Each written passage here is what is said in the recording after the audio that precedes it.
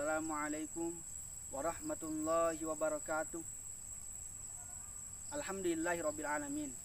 Wabihi nasta'inu ala umuri dunya wa din. Wassalatu wassalamu ala asyrafil anbiya'i wal mursalin Sayyidina Muhammadin wa ala alihi wa sahbihi ajmain, amma ba'd. Alhamdulillah, itu adalah kalimat yang tiada hentinya kita ucapkan sebagai seorang hamba, karena Allah masih memberikan kita kesehatan, begitupun dengan umur yang panjang. Salawat dan salam kepada Nabiullah Muhammad SAW, Nabi yang rela meneteskan darahnya, Nabi yang rela mengorbankan jiwa dan raganya, sampai-sampai di akhir hayatnya bukan istrinya yang dia cari, bukan sahabatnya yang dia ingat, tetapi siapa? Ummati, ummati, ummati, umatku, umatku, umatku.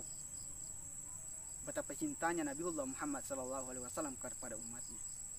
Maka sepatutnya lah kita bersalawat kepada Nabiullah Muhammad SAW. Masyarakat muslimin rahimakumullah, situasi dan keadaan di tahun ini tidak seperti dengan tahun-tahun sebelumnya. Kita diuji oleh Allah Subhanahu wa Ta'ala dengan mewabahnya virus yang bernama COVID-19, yang ukurannya kecil sedemikian rupa tetapi memberikan dampak yang sangat besar, sampai-sampai hampir melumpuhkan sektor perekonomian di negara Indonesia. Coba kita melihat di berbagai berita-berita yang disuguhkan di media sosial, ditayangkan di televisi, sudah banyak saudara-saudara kita yang kehilangan pekerjaannya, sudah banyak saudara-saudara kita yang kehilangan keluarganya. Maka dari itu, jangan sampai dengan cobaan ini kesabaran kita berkurang, melemahnya kesabaran kita, sehingga kita lalai kepada Allah Subhanahu wa Ta'ala. Karena sesuatu yang Allah berikan, sesuatu yang Allah timpah musibahkan kepada hambanya, pasti mempunyai hikmah, dengan tidak diturunkan dengan tidak sia-sia. Masyarakat muslimin rahimakumullah, dikutip dari ayat yang diabadikan di dalam Al-Quran, surah Al-Ankabut ayat 35, Allah Subhanahu wa Ta'ala berfirman, A'udzubillahi minasyaitonirrajim, Bismillahirrahmanirrahim, Kullu nafsin za'iqatul maut, wa baliwannakum bisyarri wal khair fitnatah, wa kafa alaina wa turja'un. Kullu nafsin za'iqatul maut, setiap yang bernyawa pasti akan merasakan kematian. Dari ayat ini mengingatkan kita bahwa sesuatu yang hidup di muka bumi ini pasti akan merasakan yang namanya al-maut, kematian.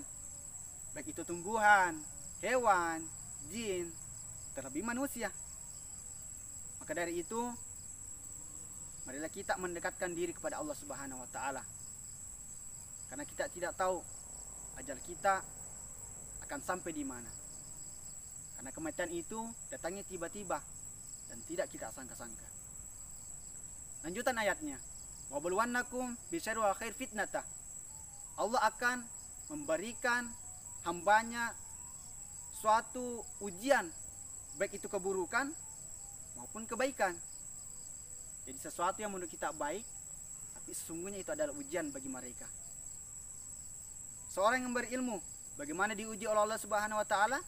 Bagaimana seorang ini bermanfaat kepada orang lain?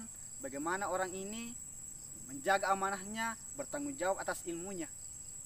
Itu adalah sebuah ujian bagi mereka. Begitupun dengan orang yang kaya, yang hartanya berlimpah. Bagaimana dia mempergunakan hartanya sebaik-baik mungkin. Jangan sampai dia tamak terhadap hartanya sehingga dia lupa kepada Allah Subhanahu wa Ta'ala. Nauzubillah.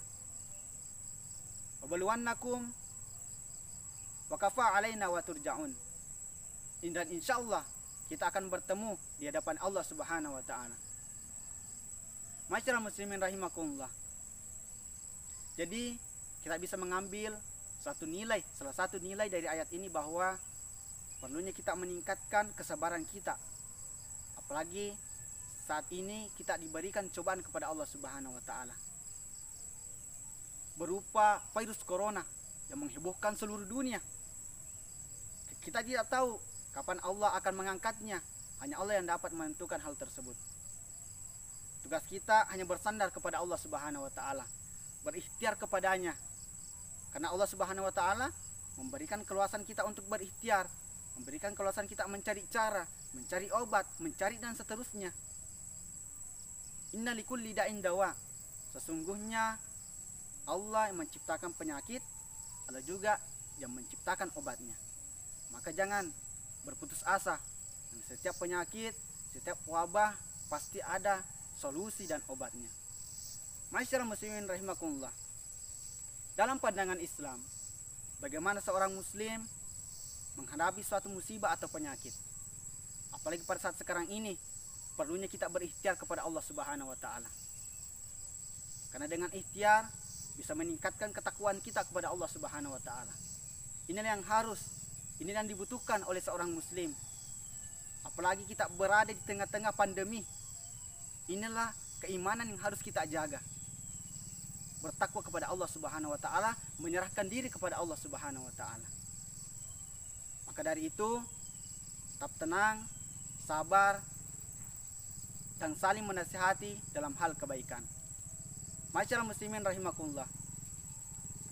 Sebagai kesimpulan, di tengah pandemi global ini, marilah kita lebih mengawas diri, memperhatikan diri kita. Bagaimana Rasulullah SAW memerintahkan kita untuk menjaga kesehatan dan ibadah kepada Allah Subhanahu wa taala.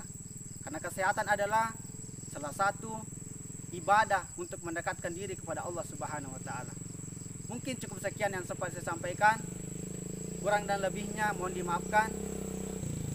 Wabillahi taufiq wassadah. Wallahu muwaffiq ila aqwamit thariq. Assalamualaikum warahmatullahi wabarakatuh.